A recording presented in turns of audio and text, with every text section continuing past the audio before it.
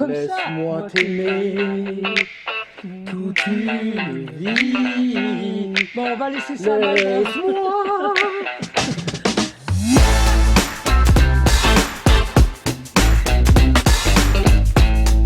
Bonjour, bienvenue dans l'émission Chapeau l'artiste sur TV Néo. Et nous nous retrouvons, nos deux inconnus que nous sommes, Comme chaque mois, voilà, Nila Butis et Cyril Alexis.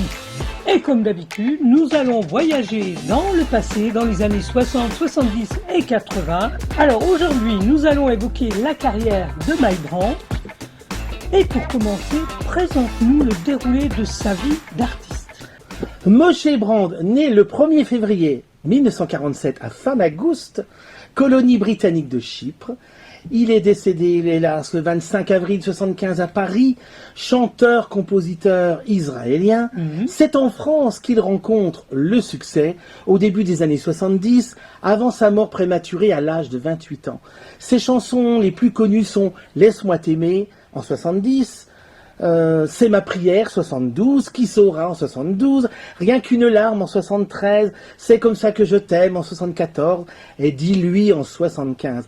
Alors qu'il chante dans une langue étrangère, Mike Brandt vend dans l'Hexagone environ 15 millions de disques et seulement 5 ans de carrière. Ce qui fait pas beaucoup, hein. Alors on va écouter un medley de quelques tubes, souvenez-vous, on se replonge dans l'ambiance des années 70 avec monsieur Mike Brandt. Allez, c'est parti.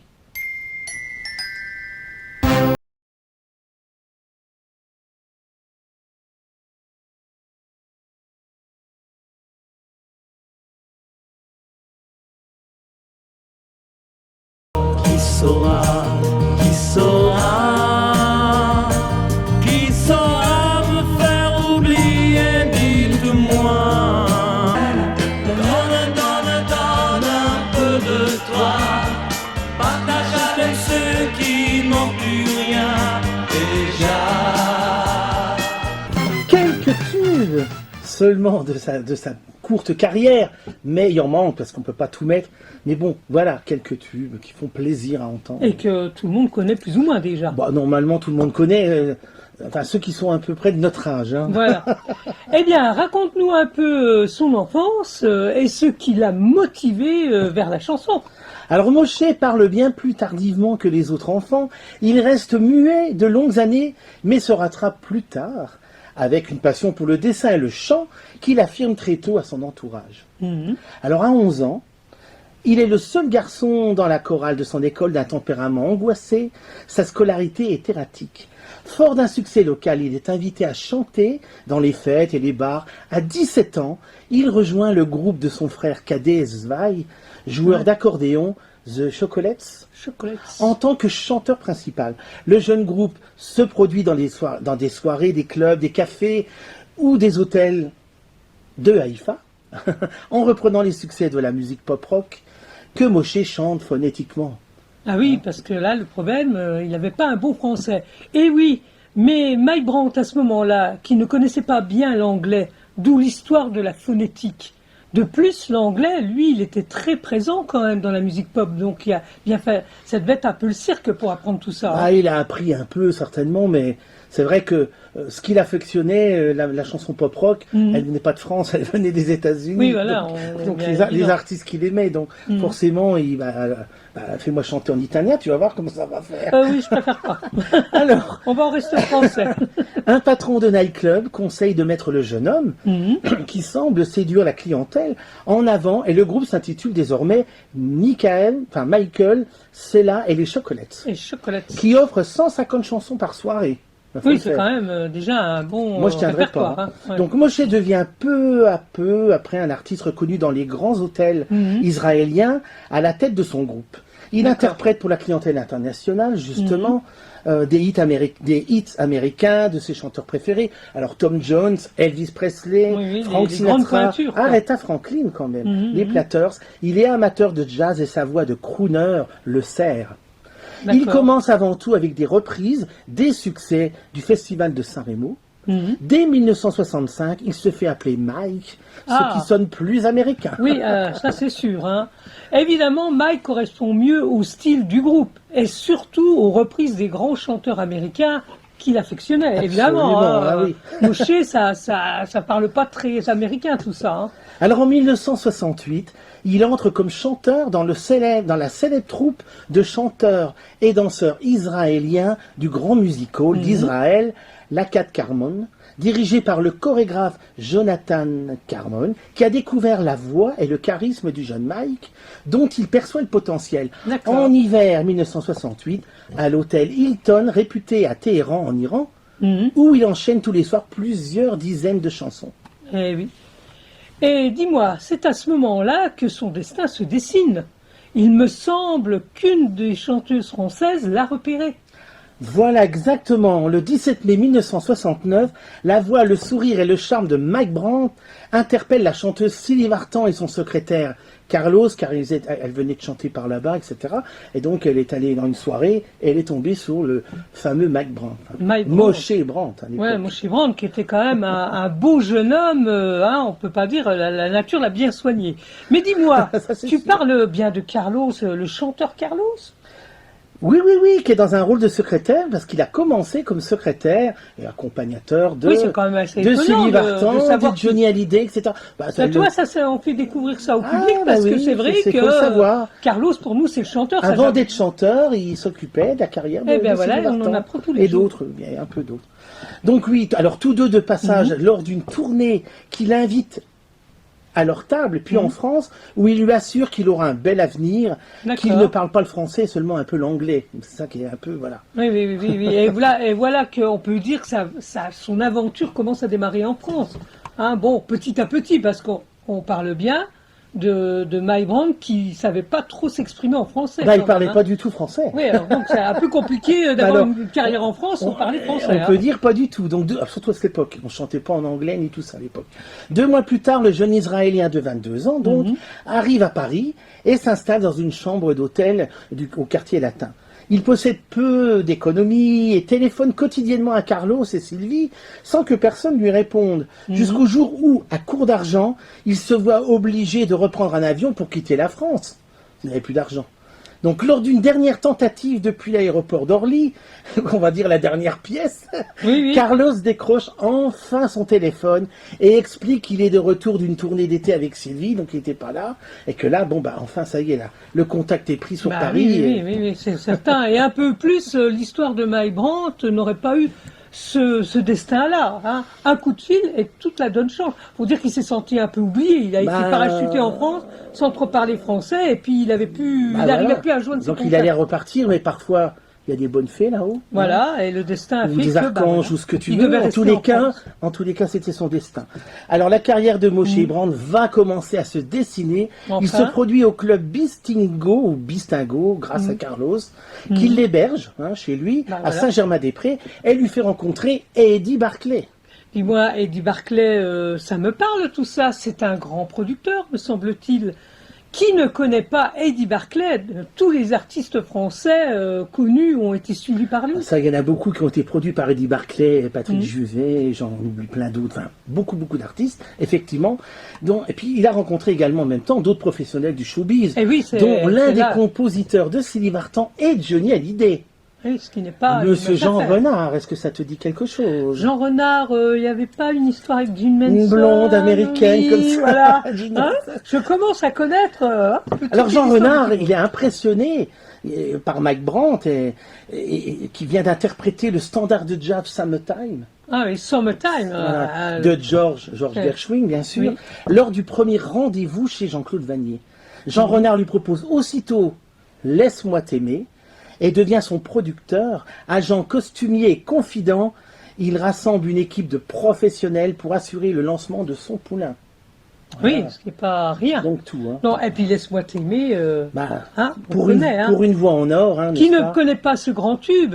Ah ben on va voir, vas-y, chante-le. Écoute, comme ça. Laisse-moi t'aimer toute une vie. Bon, on va laisser ça à Mike Brandt. Laisse-moi Et toute une nuit. c'est ce que je dis. Qui ne l'a pas déjà chanté? Eh ben, Laisse-moi Mike t'aimer. Et devient- qui n'a pas déjà dansé comme slow dessus dans les soirées? À mon avis, il y en a beaucoup. Hein. Surtout que Mike, répétons-le, était un beau jeune homme quand même. Ah, ça, Qui je dois séduisait, dire, je pense, voilà, beaucoup de si femmes. il est là. Hein. Mike devient un archétype de la mode 70s en endossant la panoplie du Latin lover à paillettes. Ah, attends, c'est quoi ça? Latin Lover à paillettes, jamais entendu parler Ah, c'est de les ça, moi. chanteurs, les chanteurs sentimentaux, mais tu vois, un peu comme les Italiens, comme Ah, Julio oui. Iglesias, Ah oui, ce etc. sont des charmeurs en fait. Exactement, Oui, oui. avec ces petits accents Oui, comme oui, ça du oui, sud. ça plaît aux femmes, hein, je pense. Ah bah, puis pas qu'aux femmes, je pense. Jean Renard et Mike passent 2 mois et 260 séances à travailler également avec Jean-Claude Vanier au studio d'enregistrement du promoteur Gérard Tournier, qui avance les fonds et accueille Mike dans sa maison. D'accord. Le chanteur réécrit phonétiquement les paroles à l'aide de l'alphabet hébraïque, parce qu'il fallait quand même qu'il comprenne un peu ce qu'il chante, hein, Bah oui, oui. et en demande la C'est mieux. traduction pour pouvoir les apprendre. Il enregistre en phonétique, phrase par phrase en français. Oh, dis Parce donc, que dis donc, lui, dis c'était donc. au départ, laisse-moi t'aimer, laisse-moi t'aimer. Oui, c'était pas terrible. Avant que ça on va devienne dire. laisse-moi Oui, t'aimer. oui, oui, oui. Dis donc, ça devait être vraiment casse-pied de lui apprendre à chanter en français. Dur, le labeur qu'il a dû avoir sur ses Bah, chansons. j'ai appris que ses premières chansons avaient été enregistrées phrase par phrase, mot par mot, Oui. vraiment pour que ce soit bien. Donc vraiment un travail titanesque. Alors après, évidemment, il a appris un peu le français, puis son accent était charmant, mais au début, c'était ça. Alors C'était la Monique, galère, quoi. Monique Lemarcy, Mhm. figure emblématique de la radio RTL, D'accord. qui apprécie particulièrement le chanteur, tu penses, diffuse Laisse-moi t'aimer. Plusieurs fois par jour, le standard explose. Les Ouais, auditeurs c'est un succès. veulent savoir qui est ce chanteur à la voix d'or.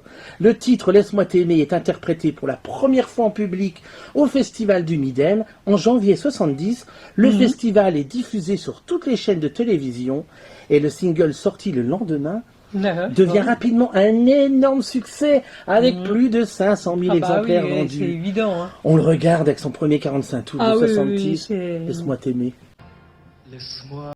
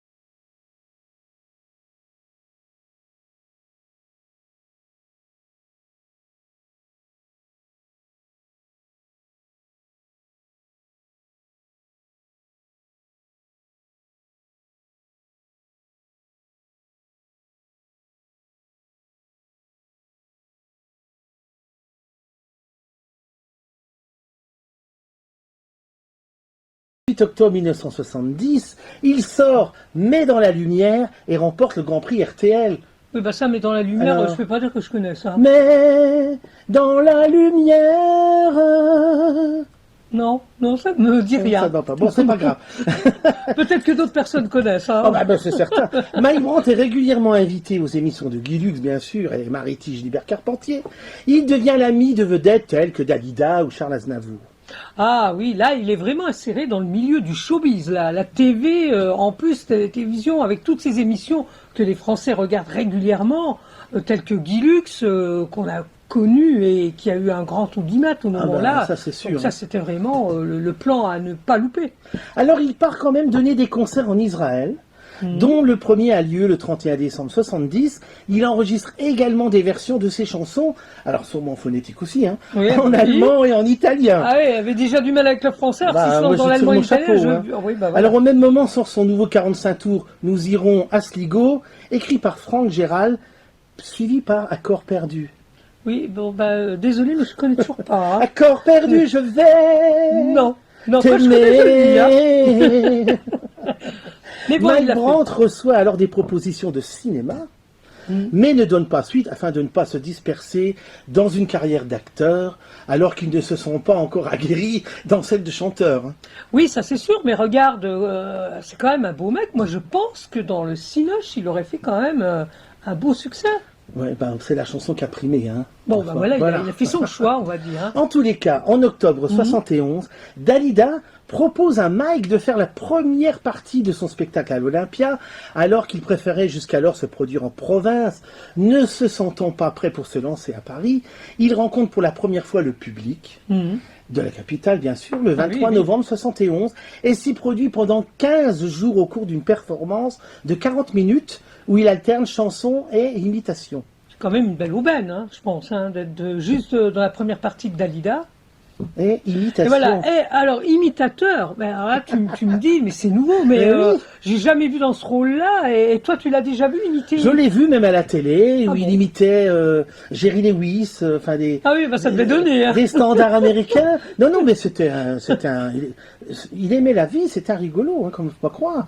Et donc, 40 minutes, il n'avait pas assez de chansons pour faire l'Olympia 40 minutes. Ah oui, alors donc il mettait donc des il a petits coups pris ses d'imitation. chansons, et puis il a fait ça, et puis voilà. Ah oui, Bon, après, alors alors il recevra hélas de mauvaises critiques par rapport à ça, ce qui descendra en piquer le succès naissant du chanteur qui voulait assumer cette première partie contre l'avis de ses producteurs. Mais enfin, difficile de refuser à Dalida quand même. Hein. Oui, d'accord, mais je pense qu'il aurait dû s'en tenir à son rôle de chanteur, la preuve. Oui, mais il n'avait pas 40 minutes. Il fallait qu'il chante mais 40 quand minutes. on essaie de boucher les trous avec du n'importe À quoi... mon avis, il aurait dû chanter ces standards qu'il chantait en Israël. Oui, ça aurait peut-être mieux Justement, passé. les voilà. les standards, pardon, des chanteurs qu'il affectionnait, comme Elvis Presley, etc. Je pense que ça aurait mieux Ah passé bah oui, avec ses certainement, chansons. oui, oui. Enfin, c'est lui, nous, c'est nous. hein. Voilà, exactement. Alors, Jean Renard et Vanier se séparent alors de lui, d'autant que son dernier disque, Une fille à aimer, ne connaît pas le succès escompté. À la même époque, il part en tournée avec la chanteuse Esther Gall. Il travaille ensuite avec le parolier Michel Jourdan, très connu, et le producteur Charles Tallard, très connu également, et sort la chanson Qui saura, en avril 72, une reprise de... Que Sarah. Merci. Encore un truc italien, hein, un titre italien repris en France. Mais je crois Ça qu'ils devient sont- une habitude. Dans les hein. années 70 aussi, ils sont beaucoup à l'avoir fait. Donc Oui, oui, surtout enfin, oui. avoir repris des titres de Toto Cutugno, etc. De Toto Cutugno. Voilà, merci Cutugno. De Jimmy Fontana pour le festival de Sanremo de 71. Donc, Sanremo en Italie. donc Jimmy également. Fontana, donc c'était la version originale. hein, Voilà. qui devient rapidement numéro 1 des hit parades francophones et se vend à plus de 800 000 exemplaires. Mike Brandt dépasse alors Claude François Oh là là là là. au, là. au référendum annuel organisé par le fanzine Hit Magazine. Oui, Donc, oui, à mon oui, avis, Claude ne devait pas être très content. Oui, et en tout cas, on a l'impression que c'est une vraie course au succès. Hein. Pire que les 24 heures du Mans, et vas-y, un coup c'est moi qui passe devant, un coup c'est l'autre. Donc je pense que Claude François, de temps en temps, redoublait, lui repassait devant. Bah, et tu ainsi sais, de dans suite. ces années-là, c'était un peu leur chacun lançait son poulain ou sa Oui, pouliche. oui, oui. Et puis voilà, un coup c'était l'un qui était numéro 1, un jour c'était l'autre, etc. Mais en tous les cas, tout un univers, plein de souvenirs de tous ces chanteurs justement de variété de ces années 70, De ces années 70. qui évidemment. avaient des belles voix et qui étaient tout aussi beaux à l'écran. Mhm. Alors, il se met, donc bien sûr, Mike Brandt alors a composé et publie C'est ma prière. Ah, connu aussi. C'est ma prière, je viens vers toi. Sa première composition sur des paroles de Richard Steff, qui se classe en première position des hit parades français et wallons pour la Belgique, dépassant à nouveau les 800 000 ventes. Oh là On là. écoute son tube de 72, Qui saura. Ah, version française. Qui saura, qui saura, qui saura, qui saura me faire vivre notre joie. Je n'avais qu'elle sur terre et sans elle ma vie entière. Je sais bien que le bonheur des filles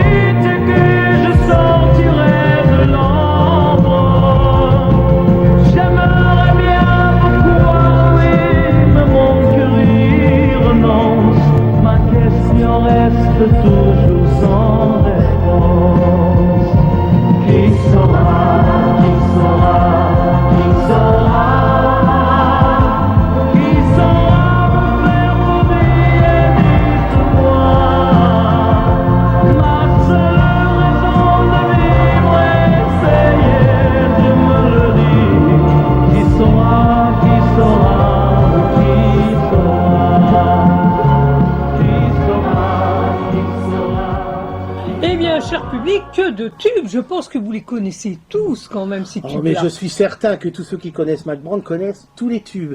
En 1973, le titre Rien qu'une larme dépasse les 800 000 ventes. La même année, Tout donné, tout repris s'écoule à plus de 400 000 exemplaires. Que de En succès, de 1974, C'est tout tour de Viens ce soir, C'est comme ça que je t'aime, On se retrouve par hasard. Et qui pourra te dire de connaître le succès? Donc beaucoup de succès. Classé parmi les chanteurs à minette. Ah, qu'est-ce que tu prénommes chanteur à minette? Alors les chanteurs à minette, c'est les chanteurs où les adolescents mettaient les posters dans leur chambre de leur chanteur préféré ou de leur chanteuse. Donc Qui tombaient sous le et donc charme, du Patrick en plus, Juvet, du François Valéry, du Frédéric François, enfin, du Clo-Clo, François, voilà. Ringo, Mac Brand, enfin voilà, etc. Il y en avait beaucoup et pour les chanteuses du Sheila, du Karen Cheryl, etc., Voilà. etc. Et du Gene Manson Donc, et de tout ce que tu veux. Les Et du petites Vartan. minettes. et Ça me peut-être rappelle les quelque petits chose. minets aussi. Ça me hein. rappelle quelque chose. Rappelle-toi, Minette, c'est ton jour de fête. Oula, oula, De c'est Patrick encore Juvet. plus sûr. Alors, il multiplie les tournées, donnant plus de 250 galas en 73 et 70 galas pendant l'été 74. Oula, c'est un sacré Donc programme. la même ça, hein. année, Ouais. il se rend en Israël pour soutenir le moral des soldats de son pays confrontés à la guerre de Kippour, oui, je pense qu'on dit comme ça, Kippour, en oui. chantant devant eux et en donnant son sang devant les photographes. Comme quoi, Oh, il était oui, solidaire. Voilà, il voulait montrer sa solidarité. Absolument. Alors en 1974, Mac Brand, épuisé par le rythme de sa carrière, affecté par la guerre dans son pays, Oui. il est revenu changé, traumatisé de son voyage, hanté par le spectre de la Shoah, qui a décimé une partie de sa famille d'ailleurs. Il Oui. fait un séjour dans un hôpital de repos à Genève, Ouais. conseillé par Johnny Hallyday, où on lui diagnostique une dépression. Bon. Il ressent alors son succès comme une imposture frustrante. Alors qu'il préfère l'anglais et le jazz, la majorité de son répertoire est composé de chansons mièvres, voilà, sur les textes desquels il a peu de pouvoir. Hein. Le français étant une langue qu'il maîtrise mal de toute façon. Donc régulièrement assailli par ses groupies, il craint d'être une cible comme les athlètes israéliens assassinés par des terrorismes palestiniens aux Jeux Olympiques d'été de 1972. Tu vois, il avait peur, ça lui faisait peur. Après le public, tout ça, il avait peur d'être une cible. Mais Enfin, dis-moi, voilà, il en a fait une psychose. Bah voilà, mais le succès commence à lui peser assez fortement, apparemment, et pas forcément dans le bon sens de ce que je vois. Arrivera-t-il à se relever? Parce que là, il est plutôt était dans la pris dépression. dans un hein. engrenage de succès, de choses. Il n'était pas préparé à Bon, ça. il a perdu finalement. peut-être des membres de sa Puis famille. il a subi des épreuves. Et puis il on est va dire. encore jeune. Hein, Oui, quand oui, même, c'est hein. vrai. En tout cas, la rencontre avec le producteur, alors là son nom, Simon Weinstraub, en 74, n'est pas à la hauteur de ce qui lui a été promis. Alors arnaque, abus, détournement de fonds, le chanteur se sent trahi, avec raison par un entourage professionnel qu'il considérait comme une famille de substitution. Il ne faut pas oublier qu'il est tout seul à Paris. Hein. Rêvant de fonder, lui, une famille et vivre à la campagne, Ouais, entouré donc Paris, c'est pas d'enfants la et campagne, d'animaux. ça, c'est sûr. Il vit également une grande déception amoureuse Mhm. par la rupture de sa compagne danoise, hôtesse de l'air, qu'il avait rencontrée voilà, sur un vol. Décidément, rien ne s'améliore de ce que je vois. Et sur son chemin d'artiste, il devient un peu chaotique, hein, entre dépression. Là, est-ce qu'il continue à faire du succès bon. Ah oui, du succès, le public, ça Voilà, n'a pas de enfin, problème. lui, en tant Après, que il y avait- personne, il n'était pas vraiment bien. Il y avait des chansons qui marchaient mieux que d'autres. Bon, Mhm. voilà, c'est sûr que on peut pas, ça On marche ne peut pas pas à être tous à les coups. 100%. toujours En tous bien, les oui. cas, lors d'un concert en mai 74, il quitte la scène après la 4e chanson, laissant 4000 spectateurs médusés. Ah oui. Quelques jours plus tard, à Cambrai, il brise le miroir de sa loge d'un coup de poing. Donc Oui, c'est là, pas très fair-play, là, tout ça, hein. je pense qu'il est tombé dans la dépression. Oui. Il était vraiment pas bien. En tous les cas, nous, on regarde le titre de 74. C'est comme ça que je t'aime. Hein, là, il n'y a pas à dire. Hein, il ne maîtrise vraiment plus rien. Ça sent pas très bon, tout ça. Hein. Et pourtant, et malgré tout, ce titre a remporté vraiment un gros succès. Très hein, gros on est bien succès, d'accord. Hein. bien sûr. Oui, bah, évidemment. En tout cas, le 22 novembre 74, Mike Brand fait une première tentative de suicide en se jetant du 5e étage de l'hôtel de la Paix à Genève. Ah bah tu vois, hein, je me trompais pas beaucoup. Hein. Quand je parlais de destin qui virait plutôt à une chute, comme d'autres artistes connus, victimes de leur succès et d'une certaine pression dont ils n'arrivent pas à faire face. cela se termine bien souvent par des suicides. C'est vrai qu'il y a des histoires, voilà, c'est très compliqué à cette époque-là, enfin bon bref. En tout cas, une rumeur se répand alors, selon laquelle il serait resté bloqué aux rambardes du 3e étage, accroché par le talon d'une de ses chaussures, qui Oula. aurait freiné et arrêté sa chute.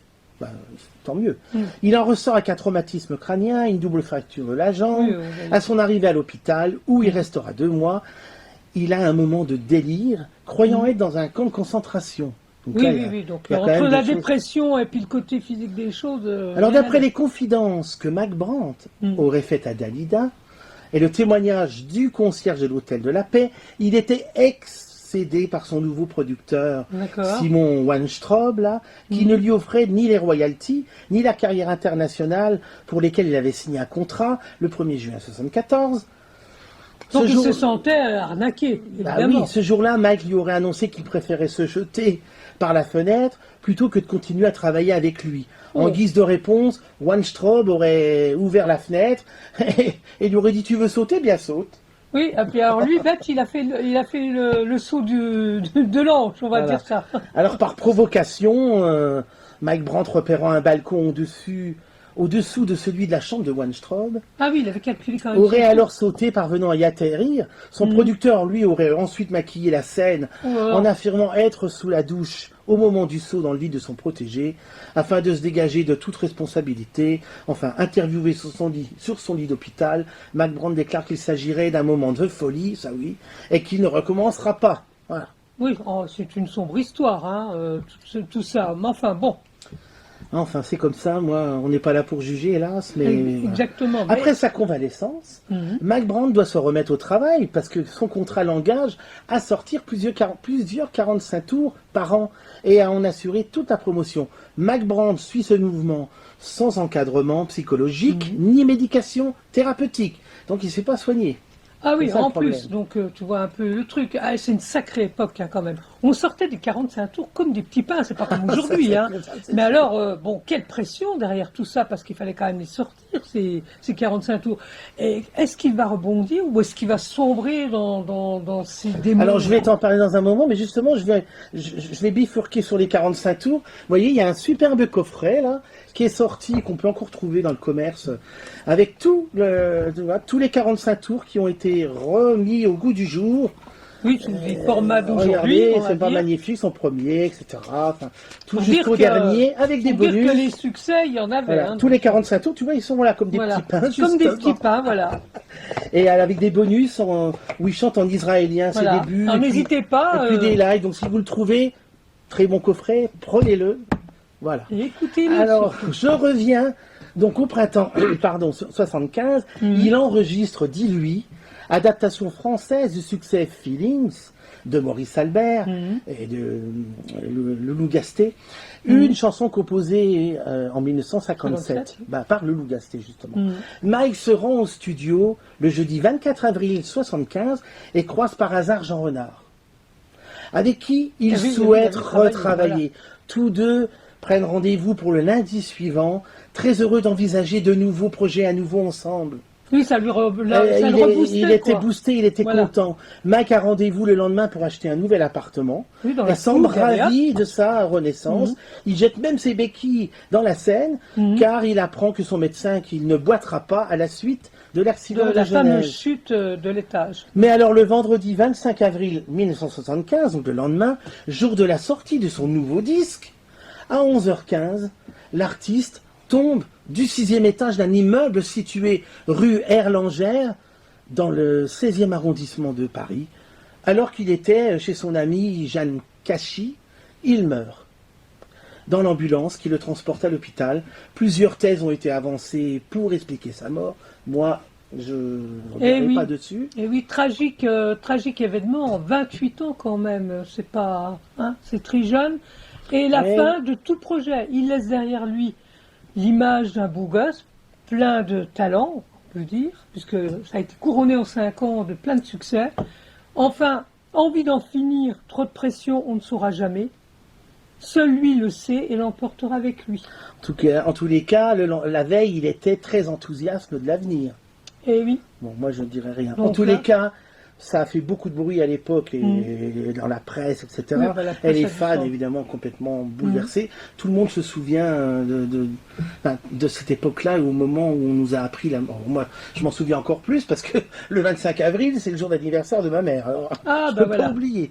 En tous les cas, nous, on va se quitter Oui. avec son dernier enregistrement sur un montage vidéo, car il n'a pas eu le temps de faire de télé avec cette chanson, puisqu'il est d'enregistrer la veille, dit-lui, qui sort la semaine suivante, et son décès dans les... Oui, qui sort la semaine suivante, Non, pardon, de son décès. Ouais. dans les bacs, et se vendra plus de 500 000 exemplaires, donc Encore un autre disque succès. d'or. Et il part en laissant derrière lui un dernier succès dont il ne verra pas le jour et dont il ne pourra même pas savourer le succès. C'est Eh ben non, voilà. c'est dommage. C'est une histoire Voilà. tragique. L'histoire tragique de Mike Brown qui est C'est parti son un histoire. peu trop jeune. Voilà, 5 ans, tout est là. On se dit au revoir et on se donne rendez-vous. Oui. Nous, pour un prochain épisode de Chapeau l'artiste. On dit pas qui, à très vite. On dit Mila. jamais qui. On dit jamais merci à qui, Lino à ça la sera réalisation. surprise. Voilà. Dis-lui. Dis-lui beaucoup de choses. Au revoir. Dis-lui qui t'a menti, que je rêve